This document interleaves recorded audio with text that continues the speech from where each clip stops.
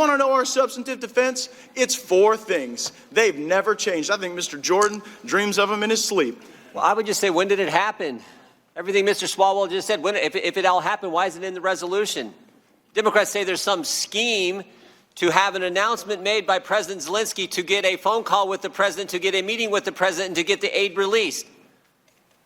When did the announcement happen? But this debate just lacks a certain sincerity. I heard earlier my friend from California, Mr. Swalwell, say, list out all these crimes. And so if I'm watching at home, I'm thinking, well, where are they in the impeachment? That is just a Democrat drive-by to go and list crimes that you don't allege and that you don't have evidence for. If there is ever a microcosm of how to consume this day and the importance of it with the American people, it's that they're naming crimes in debate that they don't even have in their impeachment resolution because they can't prove them, because there are no underlying facts. They got the call on July 25th. They got the meeting on September 25th. They got the money on September 11th. There was never an announcement from the Ukrainians to do an investigation.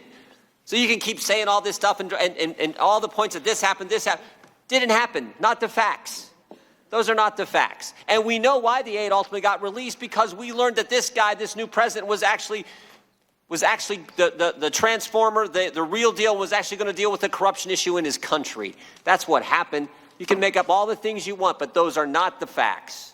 Both President Trump and President Zelensky said there was no pressure. We saw the call transcript, and there's no conditionality. There was never awareness on the part of the Ukraine that there was a delay in aid, and the Ukraine got the aid without opening the investigation that seems to be so troubling to Democrats. Everything you're going to hear them say today can be pretty much categorized into 3 areas. First, it's either stuff people presumed and had no direct evidence of, kind of their water cooler theory of the case. Second, it's hearsay. Somebody told somebody else that created some concern about the president's conduct. Or it is reflective of a sincere policy disagreement about how to make the Ukraine great again. I mean, I heard all these folks come by that are part of the diplomatic corps, and they sure seem to believe that we ought to do everything for the Ukraine, but if the president disagrees with that, it is not impeachable conduct. Essentially, they're alleging a shakedown. But I think most Americans know that you cannot have a shakedown if the person allegedly being shook down doesn't even know about the shakedown. You have President Zelensky himself saying, I felt no pressure. And then, talk about bad timing. We got this Time article that comes out on the 10th of December, just a few days ago, because their theory of the case is, well, even if Zelensky didn't know there was pressure, there's this other guy, Yermak. And Yermak knew from Gordon Sondland that there was pressure, but the same day that they introduced their articles of impeachment, Yermak gives this interview with Time magazine, and he says, and I quote, Gordon and I were never alone together. We bumped into each other in the hallway next to the escalator as I was walking out.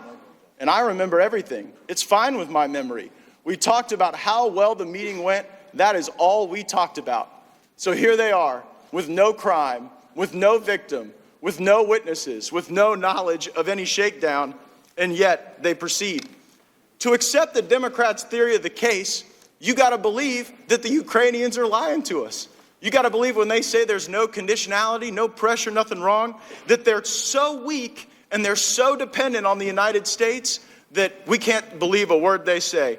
Well, again, where were you during the Obama administration when this weak ally didn't get javelins that were then withheld? I support the Jordan Amendment because this Article 1, this abuse of power that they allege in the impeachment theory, is a total joke. They have to say abuse of power because they don't have evidence for obstruction. They have to say abuse of power because they have no evidence for bribery or treason. They have to say abuse of power because all those specific crimes that the gentleman from California named cannot be supported by the evidence. This is sort of the Rorschach ink blot test theory of impeachment, so that the country can stare at the ink blot and everybody can see what I guess they want to see. This notion of abuse of power is the lowest of low-energy impeachment theories. Heck, I don't know any political party that doesn't think when the other side's in the White House that they abuse power, they do too much. I got a lot of constituents that think Barack Obama abused his power, but you know what? We didn't do this to the country. We didn't put him through this nonsense and this impeachment. You all set the standard. We didn't set it. You said this would have to be bipartisan, compelling, and overwhelming.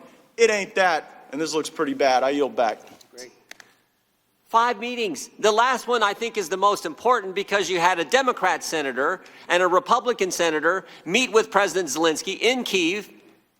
They knew the aid had been paused at that time. Ukrainians knew they'd learned a few days before that, and the issue never came up. But what did come up is both of these senators came back and said, this guy is the real deal, worth the risk, worth sending the hard-earned tax dollars of the American people to Ukraine. That is what happened, and the facts are very clear. You can make up all the stuff you want, but the facts are on the president's side. They've always been on the president's side.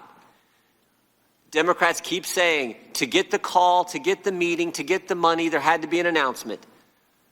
It's December 12th. There is yet to be an announcement from Ukraine about any type of investigation into Burisma or the Bidens. Yet.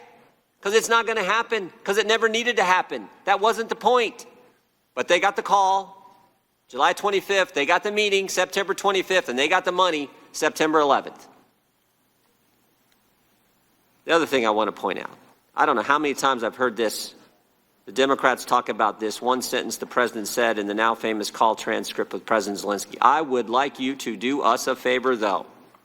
The Democrats don't read the plain language. In fact, your star Professor Witness, who was here last week, she talked about this being the royal we. She read the sentence the way you guys always try to portray the sentence. She said it was, I would like you to do me a favor, though. That's not what it says. It says, I would like you to do us a favor, though, because, and guess what the next 2 words are? Guess what the next 2 words are? Because our country, not because I. President doesn't say, I would like you to do me a favor, though, because I've been through a lot. He doesn't say that. It's very clear. I would like you to do us a favor, though, because our country has been through a lot. And that is the understatement of the year. Heck yeah, our country's been through a lot. This is the day after Bob Mueller sat in front of this committee, and we learned that there was nothing there. But 2 years he put our country through all kinds of turmoil because of you guys. That's what the president's pointing out, because in the end of this paragraph, he references Bob Mueller. That's what he's talking about. Heck yeah, our country had been through a lot, and the president was pretty ticked about it. He wanted to find out what was going on. That's very legitimate. That is working on behalf of the American people. But again, as I said last night, you guys don't respect the 63 million people who voted for this guy. That's why the Speaker of the House called the president an imposter. That's what's wrong.